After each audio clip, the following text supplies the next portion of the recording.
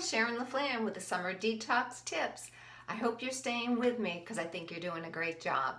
So I'm going to talk to you today about something nobody else is going to talk to you about. You're going to be really detoxing and your body's going to be doing really well if you're happy and you love yourself. So when you wake up in the morning and you're looking in that bathroom mirror, you should be saying, I love you and we're going to have a great day. And if you don't mean that you love you, then you need to start making that relationship happen. Because love, what happens when you fall in love? Everything works perfectly.